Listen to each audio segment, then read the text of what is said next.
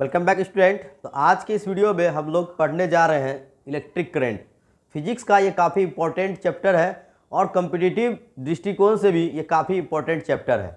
इस चैप्टर से काफ़ी सवाल पूछे जाते हैं, खास करके बोर्ड एग्ज़ाम क्लास 10th के जो क्वेश्चंस होते हैं उसमें भी इससे काफ़ी क्वेश्चंस होते हैं और कंपटीशन के एग्ज़ाम्स में भी इस चैप्टर का काफ़ी ज़्यादा इंपॉर्टेंट रोल है। पर आप लोगों ने बहुत बार यहाँ पर हो सकता है कि विद्युत धारा चैप्टर को आप लोगों ने पढ़ा होगा, लेकिन एक मौका आप लोग मुझे जरूर दीजिए, क्योंकि मैं जो आज आप लोग को समझाने जा रहा हूँ हो सकता है कि आप लोग कुछ अलग तरीके से इलेक्ट्रिक करंट को समझ पाएंगे और इससे रिलेटेड क्वेश्चंस को और इससे रिलेटेड सभी सूत्र को आप लोग अच्छे तरीके से समझ पाएंगे। तो मुझे जरूर मौका दीजिए, इस वीडियो को एक बार ध्यान से देखिए, आप बहुत कुछ सीख पाएंगे। तो चलिए यहाँ पर जो हमारा सबसे पहला टॉपिक है विद्युत धारा, सबसे पहले हम ये समझेंगे कि विद्युत धारा क्या होता है। तो सबसे पहला हमारा क्वेश्चन बनता है विद्युत धारा क्या है। ये क्वेश्चन तो सभी लोग पढ़े होंगे। देखिए, विद्युत धारा को समझने के लिए हम लोग सबसे पहले समझते हैं आवेश को। आवेश मीन्स एक तरह का ये चार्ज होता है, चार्ज को हम लोग हिंदी में आवेश कहते हैं। देखिए, जब भी कोई चीज़ चार्ज होता है, चार्ज होने का मतलब अगर हम उसमें गति देते हैं तो वो चार्ज हो जाता है, आवेशित होता है। वो उसके अंदर क्या होता है, एक तरह से गति आता है। इस गति में एक तरह की जो है शरीर के अंदर या किसी भी चीज़ के अंदर अंदरूनी गति पैदा होने से वो चीज़ आवेश उत्पन्न करता है और ये आवेश का प्रवाह शुरू कर देता है। मान लेते हैं कि जब आप एक पानी को किसी विकर्ण में गर्म कर रहे हैं, आप देखते हैं कि जब पानी धीरे धीरे आग पाकर गर्म होता है, ये उष्मा इसमें क्या होता है, अब ये वाष्प के रूप में ये यहाँ से फैलना शुरू कर देता है। पानी भी अपने जगह पे उबलता है और ये वाष्प जो है ऊपर की ओर भागना शुरू कर देता है। तो यहाँ पर एक गति उत्पन्न हो जाता है। इसी प्रवाह को हम लोग आवेश का प्रवाह कहते हैं। जब ये किसी वस्तु में उत्पन्न होता है तो यही आवेश करंट के रूप में बन जाता है और इसको हम लोग विद्युत धारा कहते हैं। यानी अगर हम लोग विद्युत धारा की परिभाषा कहें तो विद्युत धारा की परिभाषा क्या हो सकता है, तो हम लोग ये कह सकते हैं कि आवेश के व्यवस्थित प्रवाहों को विद्युत धारा कहा जाता है। आवेश के व्यवस्थित प्रवाह को हम लोग क्या कहते हैं, विद्युत धारा कहते हैं। आवेश के व्यवस्थित प्रवाह को विद्युत धारा कहा जाता है। ये चीज़ आप लोग समझ गए। अब देखिए, विद्युत धारा कहते हैं, अब इसे हम लोग सूचित करते हैं आई से। विद्युत धारा को किससे सूचित किया जाता है, इसे हम लोग कैपिटल आई यानी कि बड़ी आई से सूचित करते हैं। ठीक है, बड़ी आई से सूचित करते हैं। अब यहाँ पर समझना होगा कि आई का जो होता है सूत्र क्या होता है, यानी धारा का सूत्र कैसे बनता है। अब देखिए, यहाँ पर क्या है कि जब भी हम लोग कोई आवेश उत्पन्न करते हैं तो आवेश एक निश्चित संख्या में तैयार होता है और वो एक निश्चित संख्या में ही आगे की ओर बढ़ता है। तो एक संख्या के हिसाब से ये एक निश्चित समय में एक निश्चित संख्या जो है ये प्रवाह करता है। तो अब मान लीजिए कि जैसे कि देखिए, एक तरह इस तरह से समझ लीजिए, अगर यहाँ पे कहीं पे एक भीड़ में बहुत सारा लोग बैठा हुआ है और आप वहाँ ले जाके एक बम को फोड़ दीजिए। जैसे आप वहाँ पे बम फोड़ेंगे, क्या होगा, वहाँ पर देखिए कि 5-10 आदमी फटाफट वो आवाज़ सुन के, धमाका सुन के क्या होगा, वहाँ से भागना शुरू कर देगा। और जैसे ये भागना शुरू करेगा तो क्या होगा, वहाँ पर एक तरह का भगदड़ मच जाएगा और उसके पीछे और भी लोग भागना चालू कर देंगे। ये डेट मीन्स ये आवेश हो गया, इसी को आवेश कहते हैं। यानी कि वहाँ पे क्या कुछ धमाका सुना, लोग चार्ज हो गया, आवेश आ गया। तो अब देखिए यहाँ पर क्या होता है, जैसे ही आवेश उत्पन्न हुआ तो मान लीजिए कि यहाँ पर क्या होता है, अगर यहाँ से आदमी भागना शुरू किया, मान लीजिए 5 सेकंड में आपका 5 आदमी वहाँ से उठ के भाग गया, है ना। 5 सेकंड के अंदर 5 आदमी खाली कर दिया। इसी तरह क्या हुआ, जब हम किसी चीज़ में गति देते हैं तो गति उत्पन्न करने पर क्या होता है कि आवेश भागना शुरू करता है।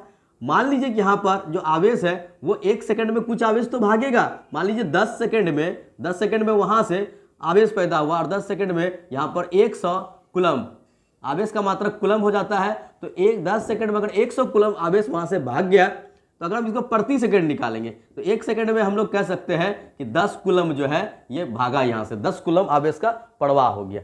अब इसी चीज़ को समझिए, यानी कि जो धारा होता है वो धारा क्या होता है, आवेश बट्टे समय होता है। यानी कि आवेश प्रति समय में आवेश कितना जाता है उसी को हम लोग धारा कहते हैं। अब इसको आप लोग समझिए कि विद्युत धारा आवेश के प्रवाह को बोलते हैं, इसलिए कितने समय में कितना जाता है, तो हम लोग इसे लिखते हैं विद्युत धारा बराबर आवेश बटा समय। क्या लिखते हैं, विद्युत धारा बराबर आवेश बटा समय, यानी I = Q/T हो जाता है।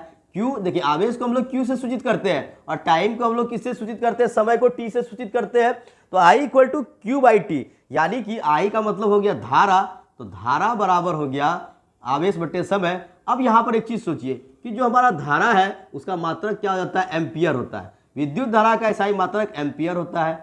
एम्पियर बराबर देखिए आवेश, आवेश का मात्रक क्या होता है, कूलम्ब हो जाता है। प्रति यानी कि बट्टे को हम लोग प्रति कहते हैं, और समय का मात्रक क्या हो जाता है, सेकंड हो जाता है। इसलिए एम्पियर बराबर कूलम्ब प्रति सेकंड होता है। आप लोग समझ गए होंगे कि जो एम्पियर होता है, एक एम्पियर की अगर बात करें, एक कूलम्ब प्रति एक सेकंड।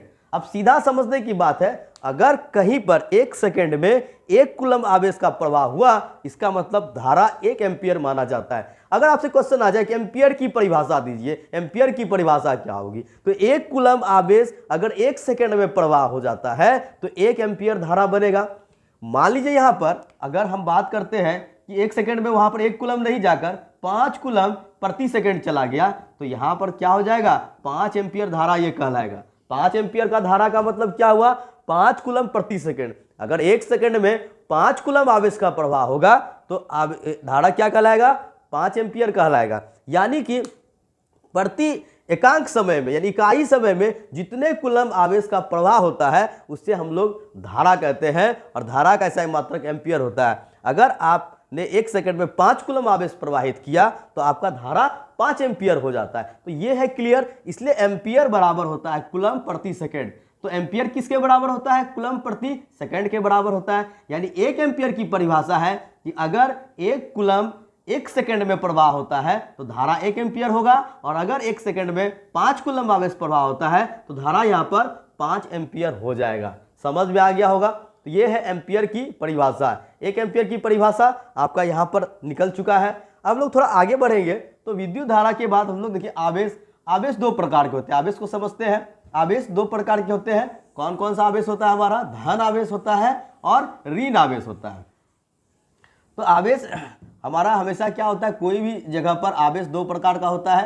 पहला होता है हमारा धनावेश, जिसको हम लोग बोलते हैं पॉजिटिव, और दूसरा जो हमारा आवेश होता है वो होता है ऋण आवेश, और इसे हम लोग कहते हैं नेगेटिव। यानी 2 तरह का आवेश होता है, पॉजिटिव और नेगेटिव, धन आवेश और ऋण आवेश।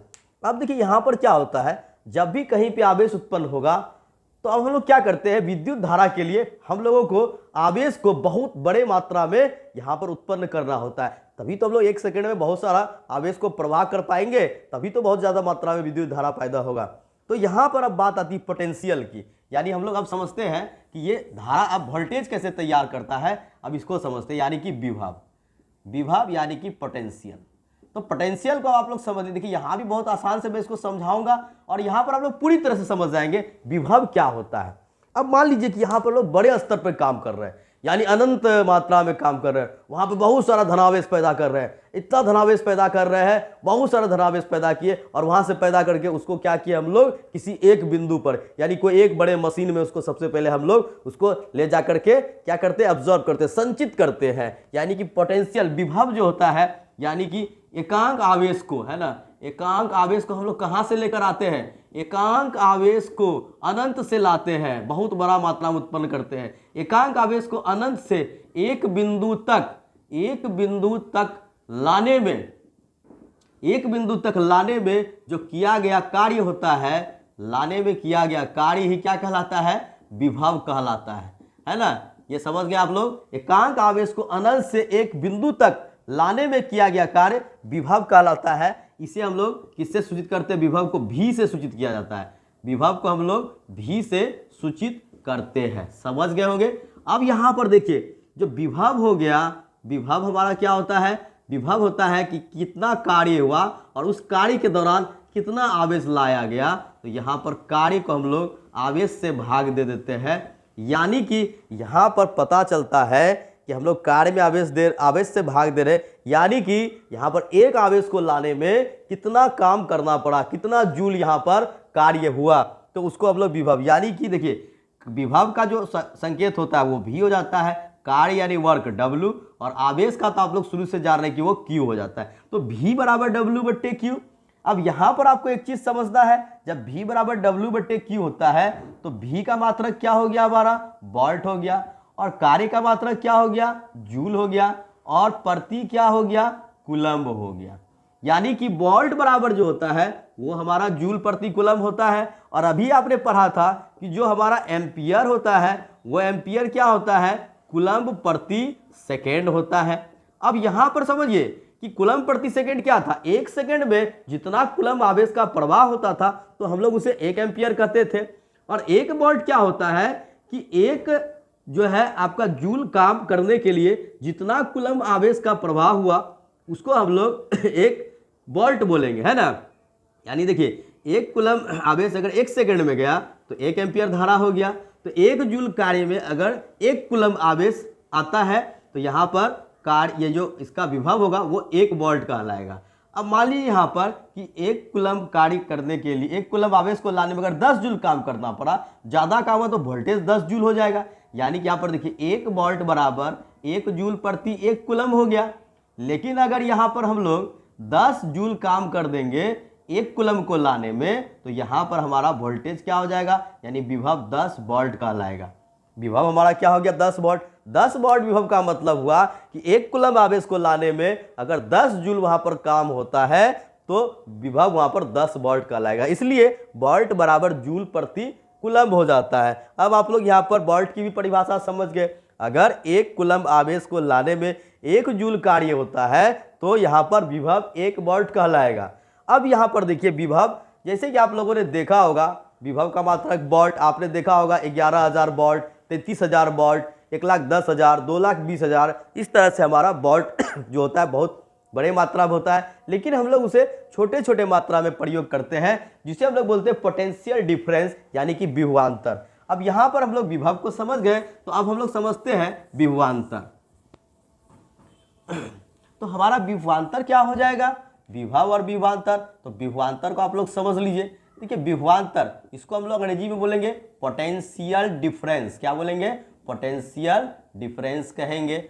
अब ये चीज आपको समझना है कि हमने सबसे पहले क्या किया, यहाँ पर बहुत सारा विभव को पैदा किया, आवेश को, उसको हमने एक बिंदु तक लाया तो यहाँ से जो काम हुआ उसे हम लोग विभव कहा हम लोगों ने। अब इस विभव को क्या करना है, छोटे छोटे टुकड़ों में, यानी कि 440 वोल्ट, 220 वोल्ट, इस तरह से छोटा छोटा इसको बनाकर हम लोग एक बिंदु से दूसरे बिंदु पे ले जाएंगे। तब जो कार्य होगा वो क्या कहलाएगा, विभवांतर कहलाएगा। यानी देखिए विभव और विभवांतर अलग चीज नहीं होता है, विभव और विभवांतर दोनों एक ही चीज है। लेकिन विभव और विभवांतर में फर्क क्या होता है कि विभव सबसे पहले इससे लोग ह्यूज मात्रा में पैदा किए, ये भारी मात्रा में पैदा हुआ। लेकिन यहां से हमारा क्या हुआ कि कम कम मात्रा, छोटे छोटे यूनिट बना के हम लोग उसको जब सप्लाई करते हैं तो वो पोटेंशियल डिफरेंस हो जाता है, यानी कि विभवांतर हो जाता है।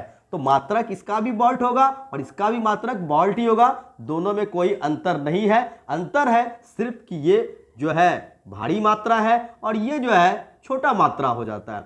अब आपसे अगर यहाँ पर क्वेश्चन पूछा जाए कि विभवांतर की परिभाषा क्या हो गई, तो विभवांतर क्या है कि एकांक आवेश को एक बिंदु से दूसरे बिंदु तक लाने में जो काम होता है वो विभवांतर होता है। और विभव क्या होता है कि एकांक आवेश को अनंत से किसी एक बिंदु तक पहले पहुंचाने में जो काम होता है। मान लो आपने किसी बड़े खेत में अनाज उत्पादन किया, अब इस अनाज को आप सबसे पहले कहाँ लेके जाओगे, अनाज के गोडाउन में लेके जाओगे। तो वहां पर क्या होगा कि हम लोग एक बिंदु तक उसको पहले पहुंचा देते हैं, वहां पर बहुत सारा अनाज आता है, ढेर सारा अनाज जमा हो रहा है, डेट मीन्स वो आपका विभव हो गया। फिर वहां से हम लोग क्या करते हैं, गोडाउन से हम लोग उसको पार्ट पार्ट में सप्लाई करेंगे, हम लोग इसको किसी दुकान में देंगे या फिर हो सकता है कि हम लोग इसे कंट्रोल में देंगे। इस तरह से उसको पार्ट पार्ट में बांटते हैं जो कि यूज के लिए काम किया जाता है।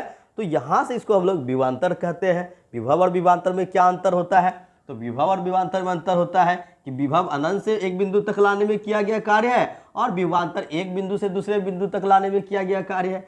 विभव का भी एसआई मात्रक वोल्ट होता है और इसका भी एसआई मात्रक क्या होगा, इसका भी एसआई मात्रक वोल्ट होगा।